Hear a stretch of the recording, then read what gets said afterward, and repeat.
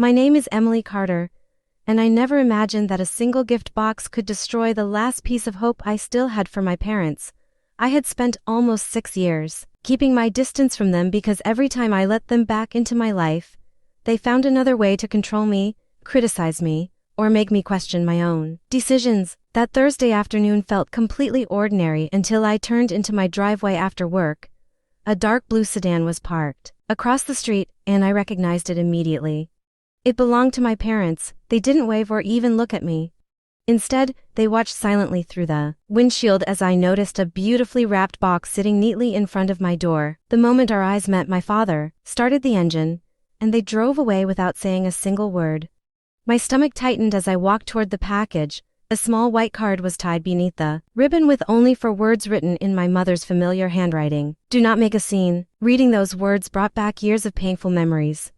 My mother had used that same sentence whenever she wanted to silence me after an argument. No matter how badly she had treated me, even after years apart, she still knew exactly how to make my heart race. I carried the box inside, locked the door behind me, and placed it carefully on the kitchen table. Every instinct told me to throw it away, but curiosity won as I untied the ribbon and lifted the lid. I froze so completely that I forgot how to breathe. Inside the box was a recent photograph of my 8-year-old daughter Lily sleeping peacefully in her bedroom.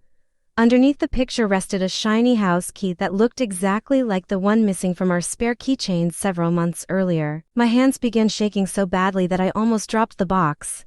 Beneath the photograph and the key was a thick folder stamped with the logo of a family law office. Before I even opened it, I knew something was terribly wrong. Without thinking another second, I grabbed my phone and dialed 911. The police arrived within minutes, and 2 officers carefully examined everything before telling me not to touch another item inside the box. While one officer photographed the contents, the other slowly opened the legal folder, and his serious expression told me that whatever was inside was far worse than I had imagined. Just then, the front door opened and my husband, Ethan, stepped inside carrying his laptop bag after finishing work. He immediately stopped when he saw the police standing in our living room, then looked at the open box before whispering with a pale face, "I was afraid they would finally do this." I turned toward him in complete shock because I had no idea what he meant. Before I could ask another question, Ethan admitted that my father had secretly met him about a month earlier and tried convincing him to sign papers that would give my parents temporary custody of Lily if anything ever happened to me. Ethan explained that my father claimed I had become emotionally unstable and that they only wanted to protect their granddaughter. He refused to sign anything, warned my father to stay away from our family, and never told me because he believed my parents would eventually give up and disappear again. One officer carefully removed several documents from the folder and placed them on the dining table. They appeared to be official court papers claiming that I neglected Lily, missed doctor appointments, and often left her home alone, even though every accusation was completely false. Then the officer noticed something even more disturbing. Attached to the papers were recent photographs of Lily leaving school, playing at the neighborhood park, and even sitting near our kitchen window while eating breakfast, proving that someone had been watching our family for weeks without our knowledge. My heart pounded so hard that I could barely breathe as I realized these pictures had been taken from places where only someone following us could stand. One photograph even showed the reflection of an unfamiliar man in a parked car, holding a camera pointed directly at my daughter. The older officer looked at me and spoke calmly but firmly. He said this was no longer just a family disagreement because the evidence suggested someone had been secretly monitoring our home, and from that moment, the case became a criminal investigation that would change everything. The officers asked for permission to inspect our house before the evidence team arrived, and we agreed without hesitation because neither of us felt safe anymore. After nearly 20 minutes of searching, one of them called us into the hallway and pointed toward a small camera hidden inside a smoke detector facing our dining room. My entire body went cold as they continued searching and discovered another tiny recording device hidden behind an air vent outside Lily's bedroom. The officers explained that neither device was connected to our internet, meaning someone had planned to return later and collect the memory cards without leaving any digital trace. As they checked every room, one officer noticed fresh scratches around our back door lock. Ethan suddenly remembered that my mother had unexpectedly visited Lily's school carnival 2 weeks earlier and kept me busy talking for nearly half an hour, while my father had disappeared, claiming he was looking for the restroom. Everything finally started making sense. While my mother distracted me, my father could have entered our house using the old spare key and planted the hidden cameras without us ever realizing it. The evidence team carefully removed the devices and collected fingerprints from the doors and windows. Before leaving, the lead investigator advised us to stay somewhere else for a few nights because whoever had entered our home already knew our daily routine and might return again. That evening, we packed only the essentials and took Lily to my sister Hannah's house across town. We told Lily that our neighborhood was having electrical repairs and that we were simply having a fun sleepover, but I could see she sensed something was wrong even though she never asked questions. Just after midnight, my phone rang. It was Detective Rachel Brooks, and her voice sounded more serious than before as she informed me that one of the memory cards recovered from the hidden camera had already been examined. The recordings showed someone entering our house while we were away, wearing gloves and a baseball cap, but when the person briefly looked toward the camera before leaving, the image captured enough of his face for investigators to identify him. It was not my father, but a private investigator with a long history of illegal surveillance, who had once worked for wealthy families trying to win custody battles. Detective Brooks ended the call with one sentence that kept me awake for the rest of the night. She quietly said that this man had been communicating with someone very close to me, and they were already preparing search warrants to uncover the truth. The following morning, Detective Rachel Brooks asked Ethan and me to meet her at the police station because the investigation had uncovered something unexpected.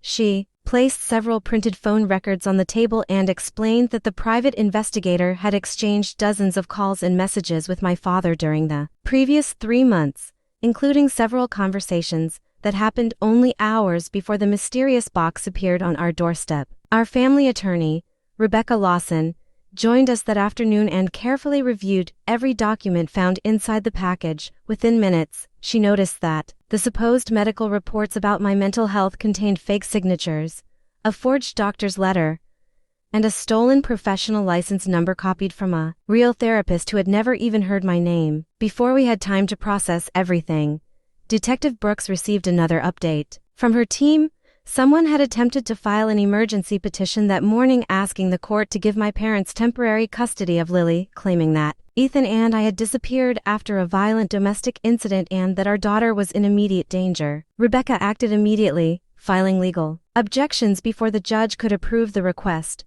while the detective submitted evidence proving that we were actually the victims of an ongoing criminal investigation. Every hidden camera, every fake document, every photograph, and every item from the box was now becoming evidence against the people who had spent years pretending they only wanted to help us. The court scheduled an emergency hearing for the very next afternoon, leaving us with barely enough time to prepare.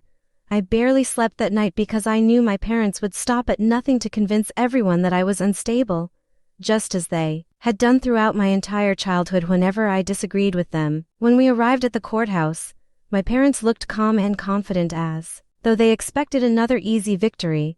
My mother even smiled at Lily from across the hallway, but a court officer immediately stepped between them and reminded her that she was not allowed any contact until the hearing was over. Inside the courtroom, my parents' attorney described them as loving grandparents who were desperately trying to rescue their granddaughter from an unsafe home.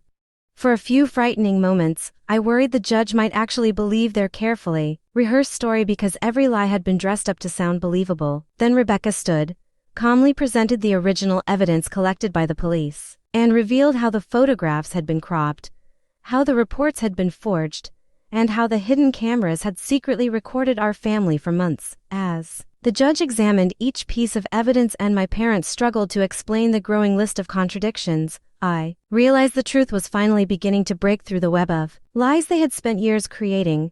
The judge leaned forward, carefully reviewing every piece of evidence before looking directly at my parents and asking one simple question: if your only concern was your granddaughter's safety, why were hidden cameras secretly installed inside her home?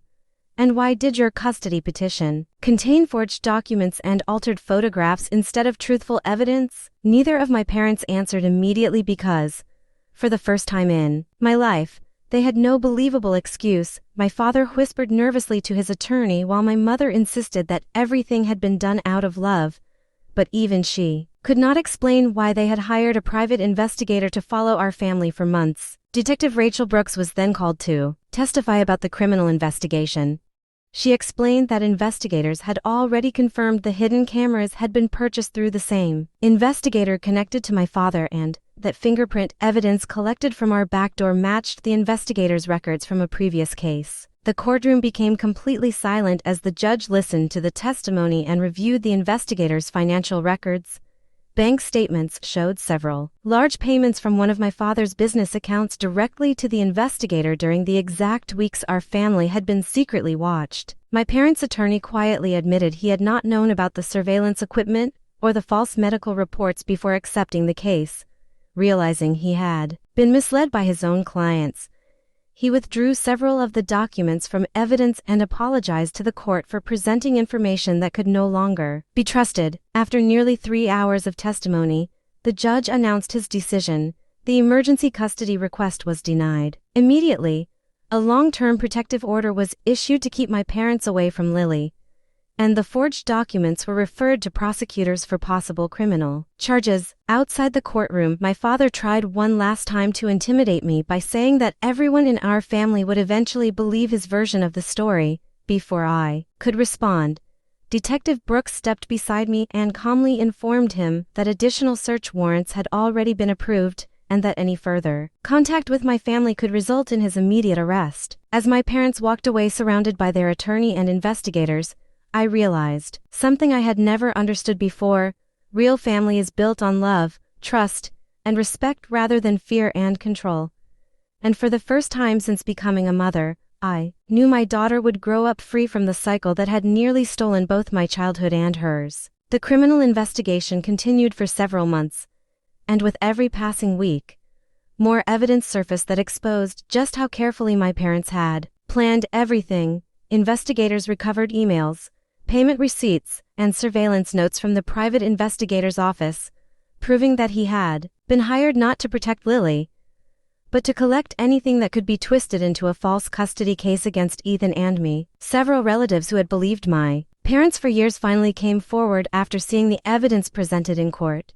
They admitted they had received countless messages claiming I was unstable and irresponsible, but after learning about the hidden cameras, forged documents, and secret surveillance, they realized they had been manipulated just as much as I had. Months later, my parents accepted a plea agreement on several fraud-related charges, while the private investigator permanently lost his license and faced his own legal consequences. More importantly, the court made the protective order permanent, ensuring they could no longer contact us, visit Lily's school, or come anywhere near our home without facing immediate arrest. Life slowly returned to normal, although it took time for all of us to feel safe again. We installed a modern security system, replaced every lock, and spent more evenings together as a family, creating new memories instead of living in fear of the past. One afternoon, Lily asked me why she had not seen her grandparents in such a long time. I hugged her tightly and explained that sometimes the people who should love us the most make painful choices, but our responsibility is to protect the people we love, even when those decisions are difficult. As we planted flowers together in our backyard that spring, I realized the fear that had controlled me since childhood had finally disappeared.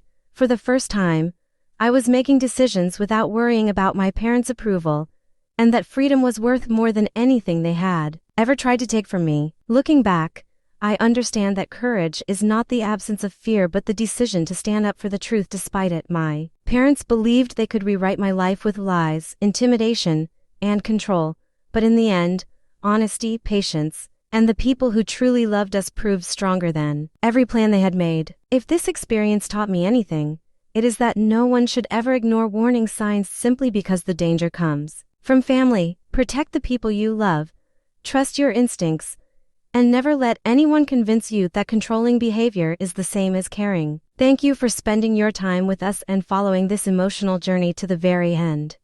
Please subscribe to our channel and share this video with your friends and family. We create entertaining and inspiring stories for our viewers, and your support helps us continue making great content for you.